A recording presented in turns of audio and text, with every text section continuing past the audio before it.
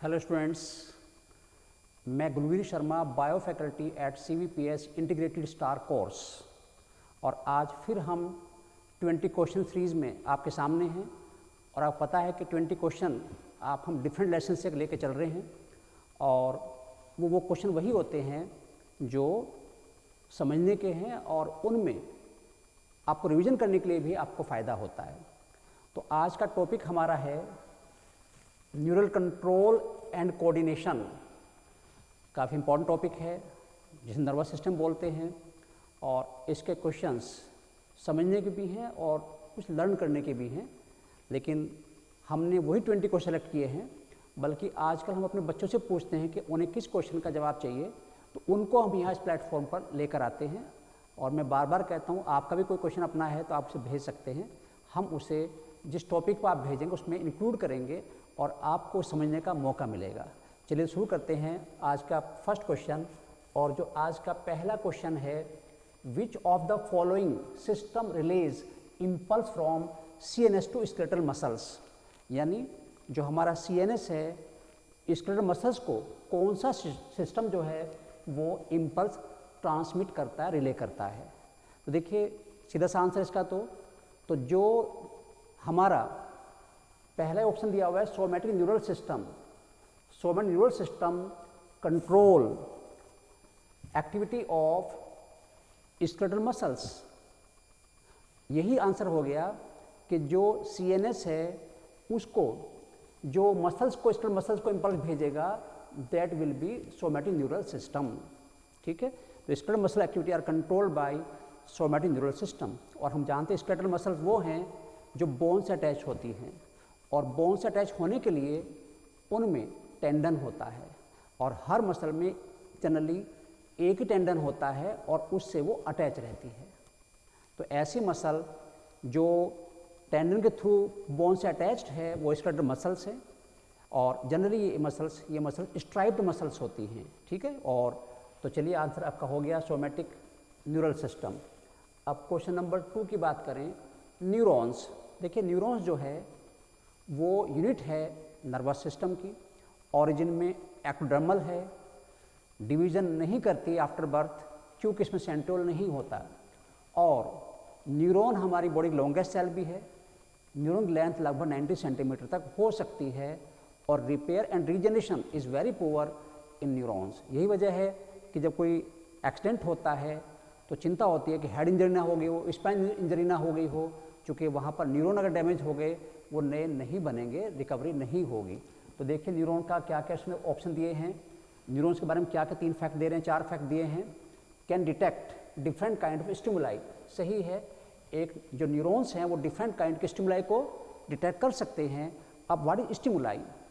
Change in external and internal environment, that is called stimulus. हमारी body के बाहर कोई चेंज हो रहा है, एनवायरनमेंट को चेंज हो रहा है, हमारी बॉडी अंदर कोई चेंज हो रहा है, वो हमारे लिए स्टिमुलस होता है और उसी स्टिमुलस रेस्पेक्ट में हमारा न्यूरॉन इम्पल्स जनरेट करता है। तो बिल्कुल करता है, पहला ऑप्शन सही है।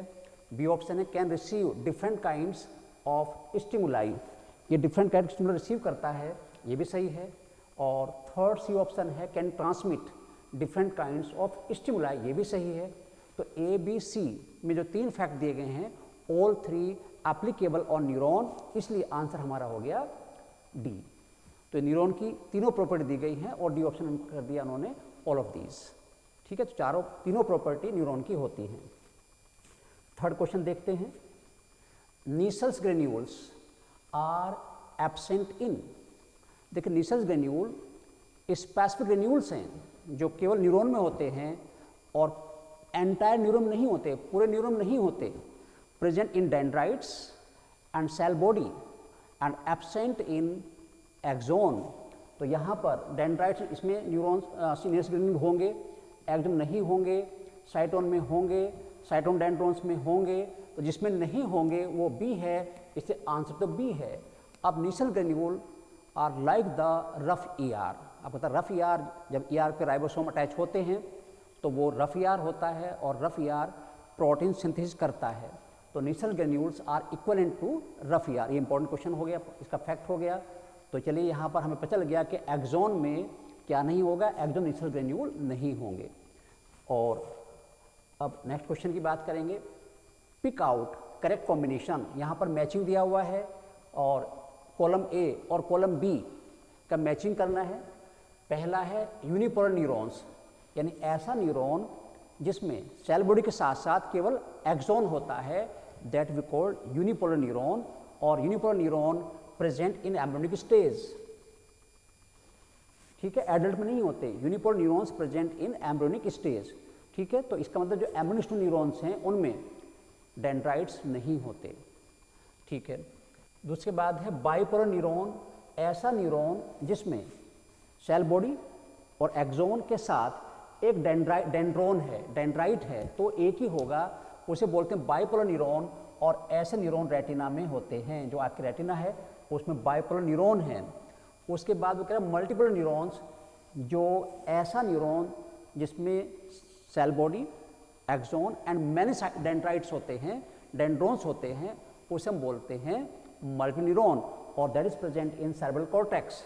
तो इसका मैचिंग हुआ फर्स्ट के साथ। तो यहाँ पर क्या हुआ, ए का सेकंड दो जगह दिया हुआ है, और फिर बी का हुआ नहीं, हाँ बी का हुआ क्या, बी का हुआ थर्ड। तो ए का सेकंड और बी का थर्ड और सी का 1 डी ऑप्शन दिया हुआ है, that is in D option. तो इसका आंसर होगा डी। देखिए, अगर आपको पता है कि कॉन्सेप्ट क्या है, वो कहाँ कैसे है, तो फिर मैचिंग तो अच्छे होते हैं। और कई बार मैचिंग में भले आपको जितने भी 3, 4, 5 मैचिंग दिए हुए हैं सारे ना आते हों, 2-3 से भी काम चल जाता है, तो इसलिए मुझे अच्छे लगते हैं। और मैं बार बार बोल रहा हूँ कि इनका नंबर बढ़ा हुआ है, काफ़ी स्टेटमेंट वाले क्वेश्चन काफ़ी आने लगे हैं, मैचिंग वाले क्वेश्चन काफ़ी पिछले 2-3 साल से आ रहे हैं। तो यहाँ पर आंसर डी है, यानी unipolar neuron found in embryonic stage, और bipolar neuron found in retina, and multi neuron found in cerebral cortex. चलिए, तो अब नेक्स्ट क्वेश्चन देखते हैं। और ion channels present in neural membrane are, तो जो न्यूरल मेम्ब्रेन में आयन चैनल होते हैं, और आपने पता है कि सोडियम पोटेशियम का ट्रांसपोर्ट होता है, तो ये जो आयन चैनल्स हैं ये इम्परमेबल है नहीं, इम्परमेबल नहीं हैं, सेमी परमेबल नहीं हैं। दीज आर सेलेक्टिवली परमेबल, ये सेलेक्टिव परमेबल होते हैं, यानी जो सेलेक्टेड आयंस हैं उन्हीं का ट्रांसपोर्ट होता है। और वो मोस्ट कॉमन आयन जिनका ट्रांसपोर्ट आयन चैनल से होता है वो सोडियम और पोटेशियम हैं। तो यहाँ पर हमारा आंसर क्या होगा कि आयन चैनल्स ना तो इम्परमेबल हैं ना सेमी परमेबल हैं, बल्कि सेलेक्टिवली परमेबल हैं। ठीक है, तो ये हमारा 5th क्वेश्चन हो गया। और इसके बाद सोडियम पोटेशियम पंप, जब नॉन इम्पल्स कंडक्शन होता है तो उसमें सोडियम पोटेशियम पंप ऑपरेट होता है। और याद है, सोडियम पोटेशियम पंप, जहाँ पंप लग जाए जनरली वो एक्टिव प्रोसेस है, और जो एक्टिव प्रोसेस होता है वो एनर्जी कंज्यूमिंग होता है, उसमें एटीपी यूज होती है। तो इसलिए sodium potassium pump active pump है और इसमें एनर्जी रिक्वायर्ड है। तो पहले स्टेटमेंट क्या हुआ, नीड्स एनर्जी टू वर्क, बिल्कुल सही है, एटीपी फॉर्म में एनर्जी यूज होगी। और मैं तो कहता हूँ एक पंप में एक एटीपी यूज होती है। अगर एक सोडियम पोटेशियम पंप ऑपरेट हुआ है तो एक एटीपी यूज हो जाती है। तो बिल्कुल ठीक है। पहला, expels 3 sodium for every 2 potassium important, बिल्कुल याद रखिए, हमेशा जो साइटोप्लाज्म है, एक्सोप्लाज्म है, उससे 3 सोडियम बाहर जाते हैं। ठीक है, 3 सोडियम बाहर जाएंगे और उसके रिफ्लेक्ट में, उसके रेस्पॉन्स में 2 पोटेशियम अंदर आएंगे। तो हमेशा जब एक सोडियम पोटेशियम पंप ऑपरेट होता है, 3 सोडियम बाहर तरफ जाते हैं, उसमें सोडियम इफ्लक्स होता है, और 2 पोटेशियम अंदर आते हैं, उसे बोलते हैं पोटेशियम इनफ्लक्स। तो सोडियम का इफ्लक्स हुआ, बाहर जा रहे हैं, इफ्लक्स हो रहा है, और पोटेशियम का इनफ्लक्स हो रहा है। तो इसका ये भी एक्सपेल 3 सोडियम बिल्कुल सही है। ये भी वर्क अगेंस्ट कंसंट्रेशन ग्रेडियंट, वो कह रहा है कि जो कंसंट्रेशन ग्रेडियंट है उसके अगेंस्ट काम होता है, बिल्कुल ये भी सही है, क्योंकि जनरली एक्टिव जो प्रोसेस है वो अगेंस्ट कंसंट्रेशन ग्रेडियंट ही होता है। ये भी सही हो गया।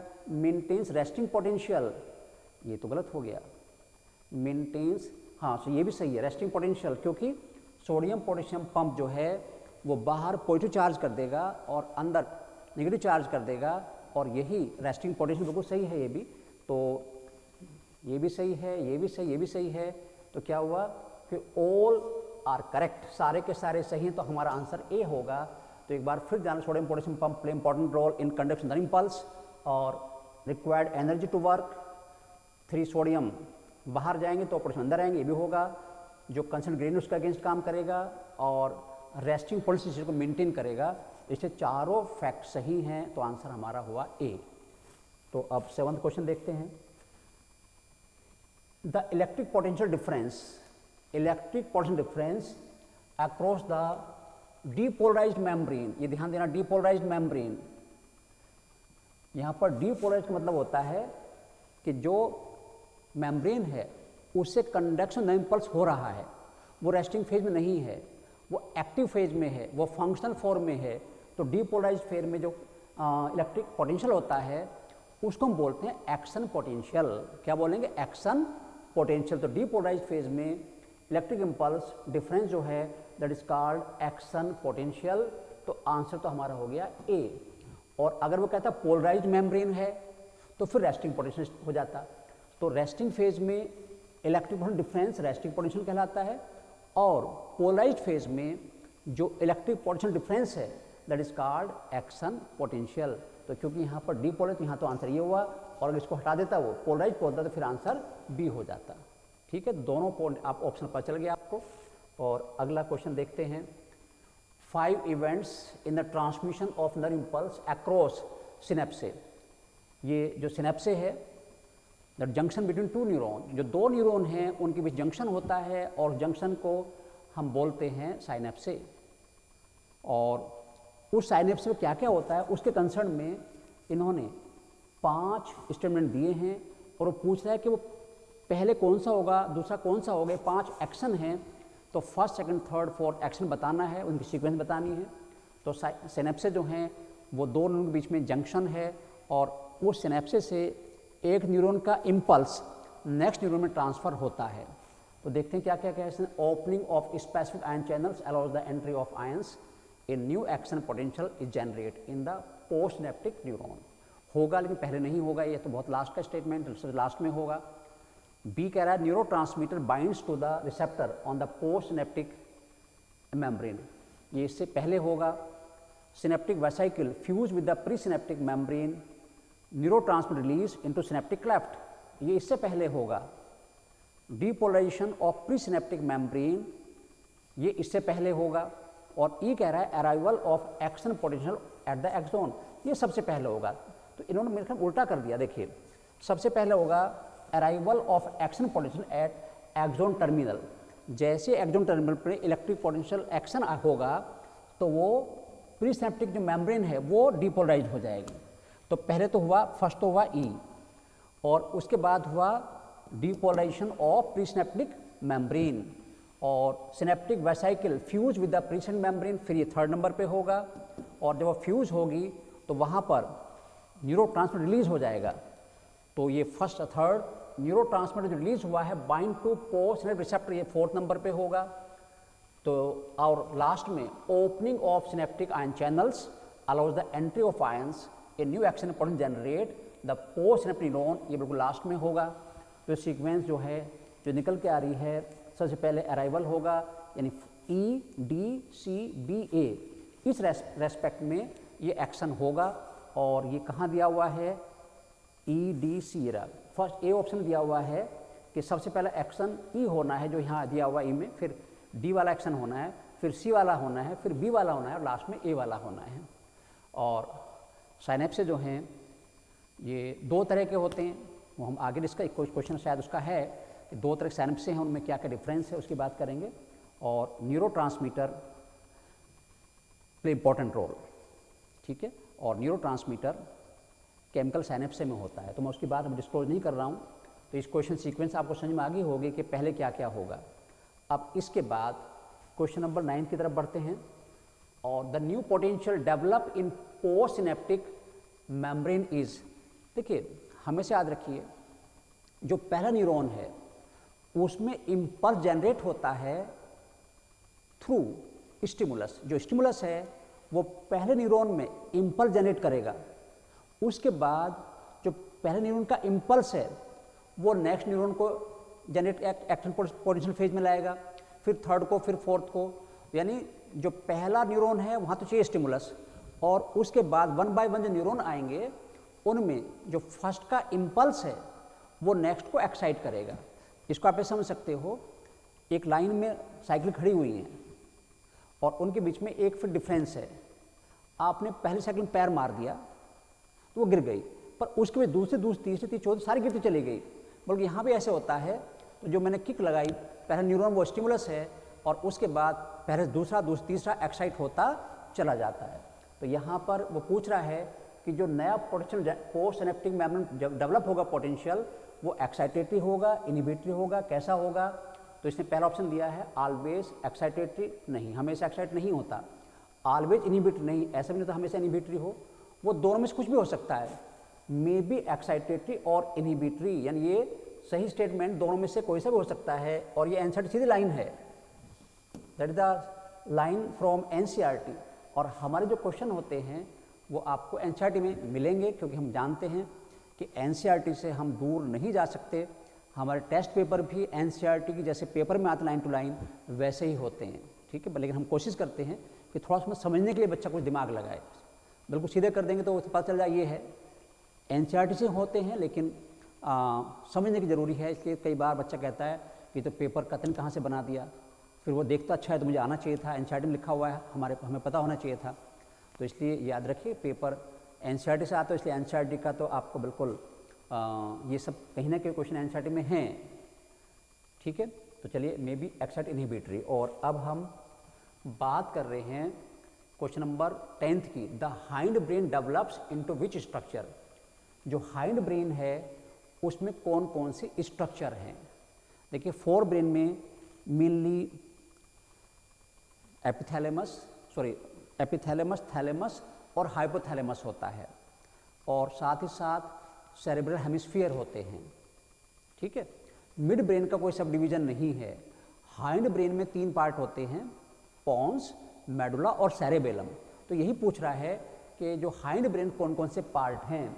तो हाइंड ब्रेन मेडुला ऑब्लोंगेटा होता है, बिल्कुल सही होता है, पोन्स भी होता है, सेरेबेलम भी होता है, और इसलिए ऑल ऑफ दीज हो गया कि जो हाइंड ब्रेन है उसके जो पार्ट्स हैं वो मेडुला, पोन्स और सेरेबेलम है, सबके अपने फंक्शन हैं।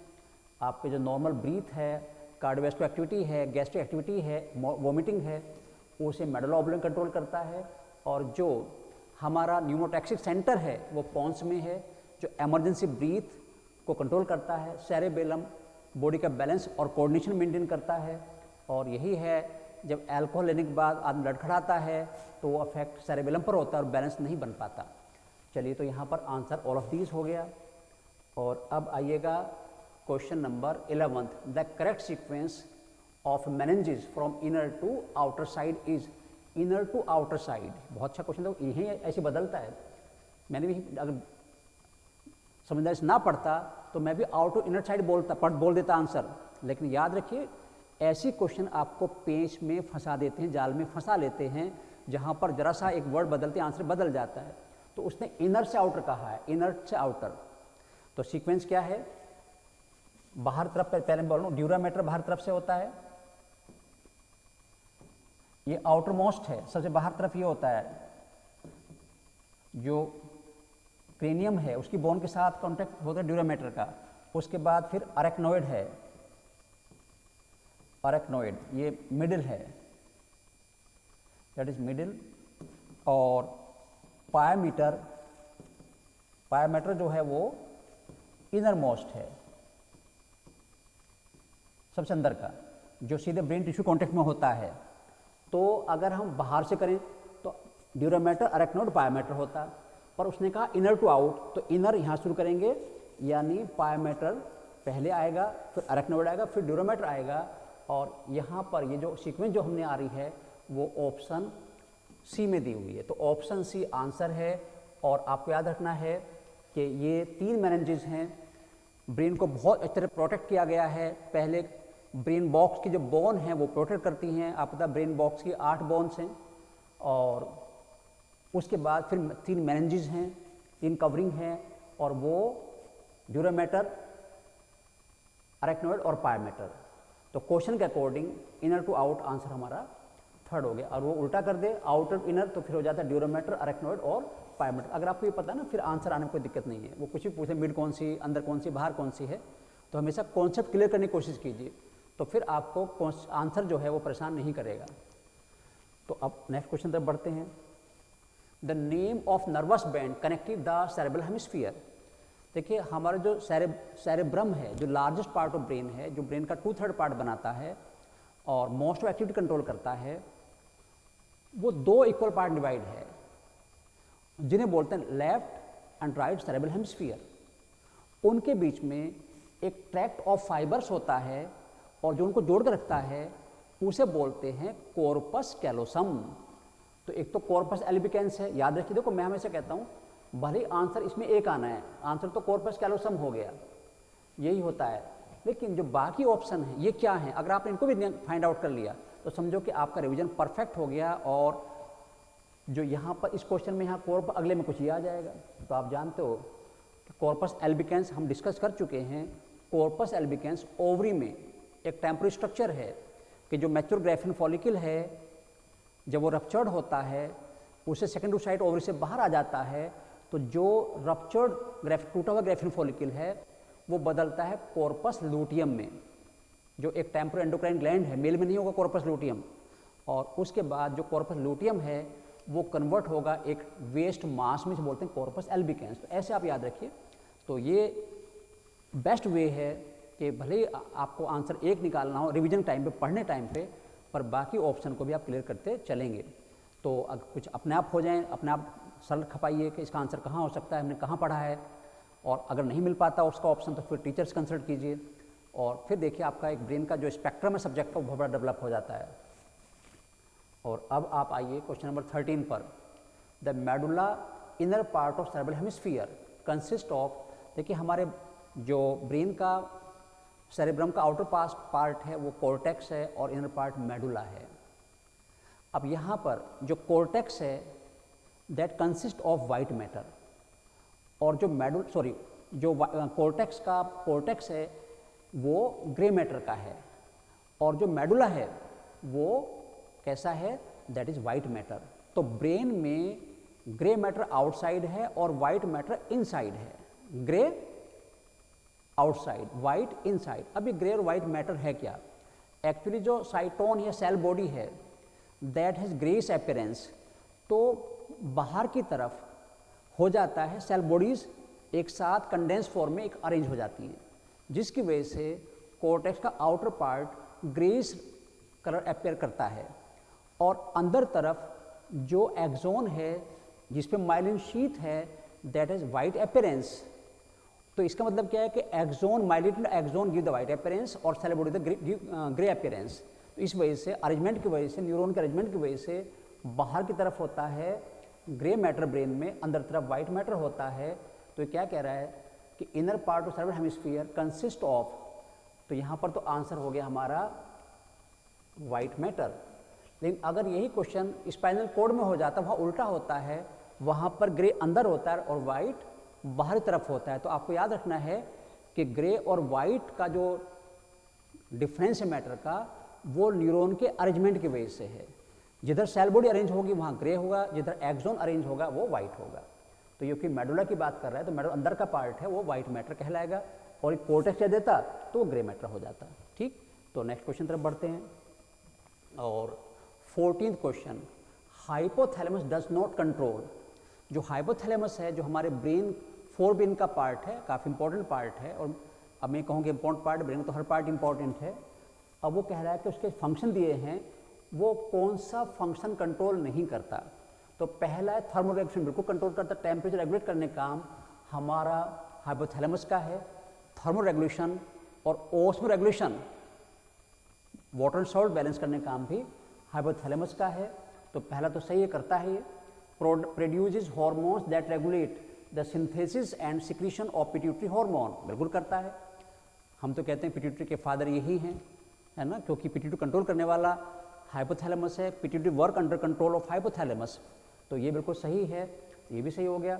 और अर्ज ऑफ ईटिंग ड्रिंकिंग, आपको जब भूख प्यास महसूस होती है, कंट्रोल होती है, वो हाइपोथैलेमस की वजह से ही होती है, उसे हाइपोथैलेमस कंट्रोल करता है, तो शुरू के 3 फंक्शन तो करता है वो। अब इसका मतलब डी है वो ही नहीं होना चाहिए। क्रिएटिव थिंकिंग एंड कॉन्शसनेस, ये काम हाइपोथैलेमस का नहीं है, इसलिए आंसर डी है। वो कह रहा कौन सा काम नहीं करेगा, तो डी वो नहीं करेगा, तो इसलिए आंसर हमारा इस क्वेश्चन का हो गया डी।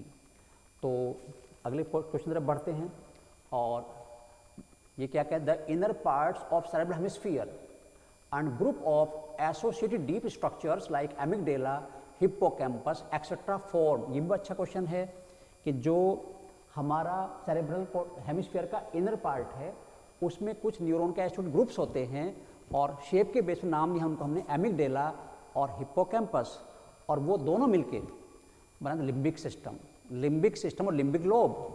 तो यहाँ पर जो कह रहा है कि एमिगडेला और हिप्पोकैम्पस क्या बनाएंगे, they will form limbic system, limbic lobe, और आंसर सी है। और ये लोब इमोशनल ब्रेन भी कहलाता है, और सेक्सुअल बिहेवियर जो इंसान का वो यही रेगुलेट करता है, ठीक है, और मोटिवेशन भी यही कंट्रोल करता है, जो मोटिवेशन होता है। तो limbic system, limbic lobe is important and it is produced by the combination of amygdala and hippocampus, ठीक है। तो यहाँ पर आंसर सी है, ठीक। और अब हम अगले क्वेश्चन तरफ बढ़ते हैं, 16 क्वेश्चन तरफ जाते हैं, और ये क्या कहता है, which of the following statements और structures is not correct about the mid brain. जो मिड ब्रेन है उसके बारे में क्या करेक्ट नहीं है, इस पर ध्यान रखना पड़ेगा। आप करेक्ट इनकरेक्ट में यही बच्चे गड़बड़ करते हैं, फिर कहते हैं आ ऊ, तो देख लीजिए कि करेक्ट और इनकरेक्ट। अब जैसे पहले क्वेश्चन में वो इनर और आउटर था, तो मैं भी फ्लो में अगर मैं ध्यान से न पढ़ता तो मैं आउटर वाली सीक्वेंस बोलते, जो दिमाग में होती है कि ड्यूरामेटर, अरेक्नोइड, पायोमेटर।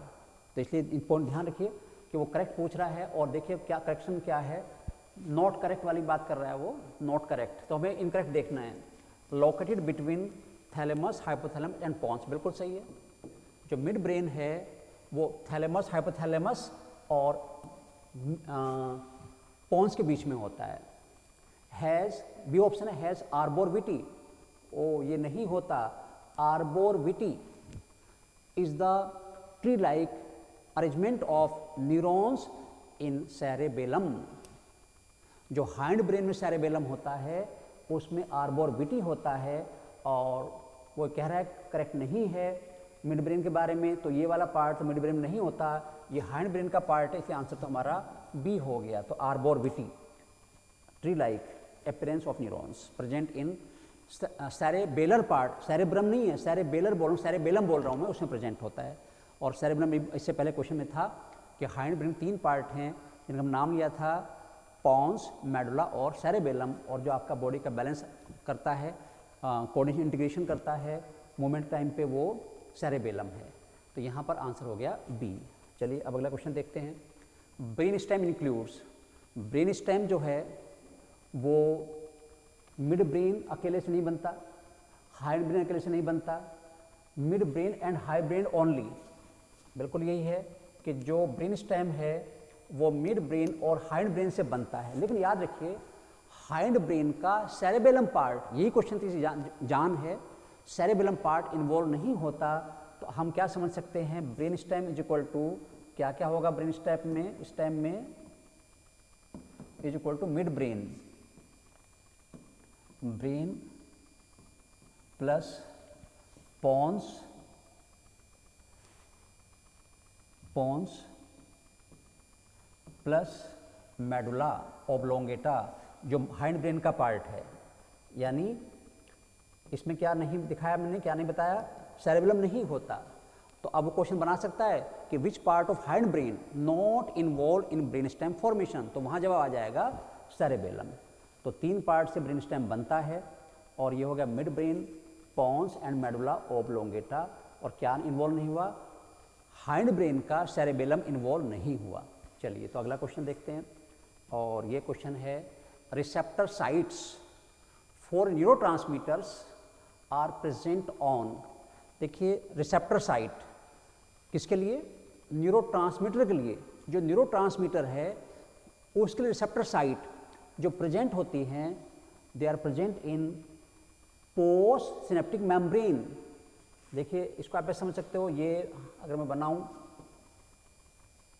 तो ये तो प्री सिनेप्टिक है, प्री सिनेप्टिक यानी सिनेप्से का पहला पार्ट सिनेप्टिक, और ये है पोस्ट सिनेप्टिक सिनेप्टिक, ठीक है। और इसके अंदर भरी होती हैं वेसाइकल्स, सिनेप्टिक वेसाइकल्स, और ये हो गया आपका सिनेप्टिक क्लेफ्ट। तो यहाँ से न्यूट्रॉन रिलीज होगा, ठीक, और यहाँ पर होंगे रिसेप्टर्स, किसके लिए? न्यूरोट्रांसमीटर रिसेप्टर्स प्रेजेंट होंगे।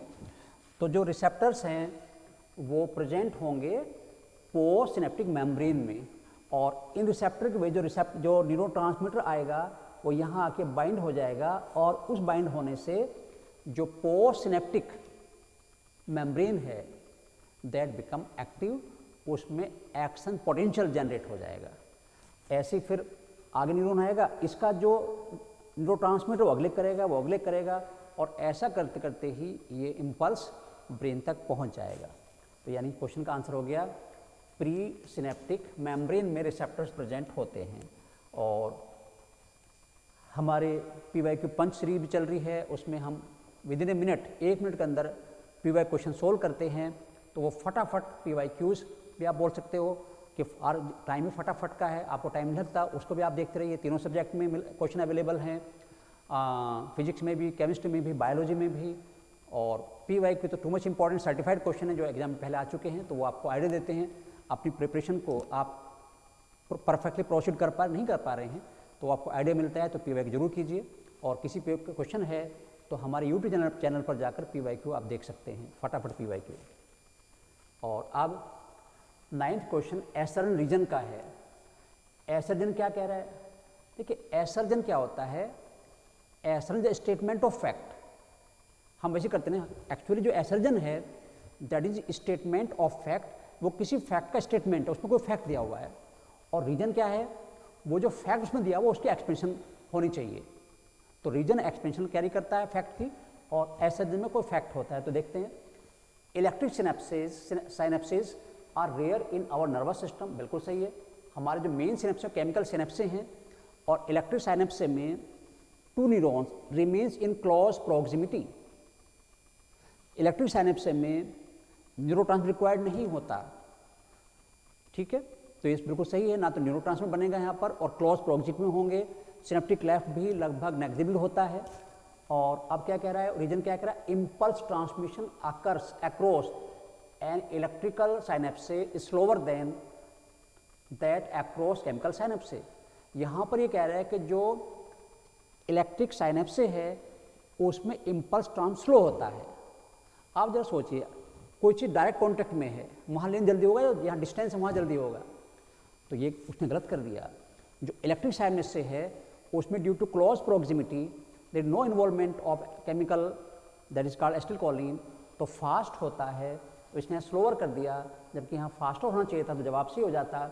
तो इसका रीजन तो गलत हो गया, एसर्जन सही है। तो अब देखते हैं किस ऑप्शन में दिया हुआ है, और वो कह रहा है if assertion true and reason false. तो यहाँ पर आंसर सी है, क्योंकि एसर्जन ट्रू है और रीजन उसका फॉल्स है। तो इसमें स्लोअर नहीं होता, फास्टर होता है। केमिकल सिनेप्स में डिले ज़्यादा होता है और इलेक्ट्रिक में डिले कम होता है। चलिए, तो अब लास्ट क्वेश्चन पर हम आगे करते करते, सिनेप्टिक वेसिकल अकर्स इन। देखिए, synaptic vesicles are the structure in which neurotransmitter is filled, और वो neurotransmitter most common neurotransmitter acetylcholine है। ये वर्ड आपने पढ़ा है कहाँ पर? ये आपने पढ़ा है न्यूरोट्रांसमीटर, जब हमने पढ़ा था, क्वेश्चन डिस्कस किए थे मसल कॉन्ट्रैक्शन में। हमने कहा था कि जो मोटर न्यूरॉन है वो जंक्शन पर जाकर रिलीज करता है एसिटिलकोलिन, तो वही एसिटिलकोलिन है। तो सिनेप्टिक वेसिकल अकर्स इन, अभी हमने डायग्राम बनाया था, तो जो प्री सिनेप्टिक पार्ट है सिनेप्से का, उसमें वेसिकल होती है, ठीक है। और इन्हीं वेसिकल में क्या भरा होता है? न्यूरोट्रांसमीटर भरा होता है। तो इतनी सीधा सीधा आंसर क्वेश्चन है तो कि सिनेप्टिक वेसिकल अकर्स इन प्री सिनेप्टिक न्यूरॉन। और फिर क्या होगा? ये रिलीज करेंगी, वो रिलीज होकर जो रिसेप्टर नेक्स्ट मेम्ब्रेन के साथ बाइंड होगा, और बाइंड होने के बाद वो नेक्स्ट न्यूरॉन में जो उसका एक्शन पोटेंशियल जनरेट कर देगा, फिर वो डिपोलराइज फेज में आ जाएगी, फिर उससे अगली डिपोलराइज फेज में आएगी और ये प्रोसेस लगातार चलता रहेगा और finally stimulus impulse reach to the brain. तो इस तरह से 1 बाय 1 करते हुए हमारे 20 क्वेश्चन पूरे हो गए। और आप सब जानते हो कि हमारा स्टूडेंट मटेरियल भी अवेलेबल है और फ्री ऑफ कॉस्ट अवेलेबल है। उसके लिए केवल आपको ये करना है और आपको इन्फॉर्म मिल जाएगी और आपको student material free of cost available हो जाएगा। चलिए खैर, तो आपने इन क्वेश्चंस को स्टडी किया, देखा, लेकिन फ़ायदा तब हम मानेंगे जब आप इनको परफेक्टली समझेंगे। केवल सुनने से काम नहीं चलता। सुनने तो ये है कि जब तक आप उनको अपने दिमाग में नहीं लेके जाएंगे तब तक क्वेश्चन में फ़ायदा नहीं होगा। हमने कोशिश की है कि रिवीजन भी होता रहे और आपका एक जो अच्छे क्वेश्चन का उसका आपको एक 20 क्वेश्चन सीरीज़ का भी फ़ायदा होता रहे। तो आज हम यही क्लास बंद कर रहे हैं क्योंकि हमारे 20 क्वेश्चन पूरे हो गए हैं। नेक्स्ट वीक में फिर नेक्स्ट टॉपिक, किसी नए टॉपिक के क्वेश्चन के साथ फिर मिलेंगे। Thanks for watching this video.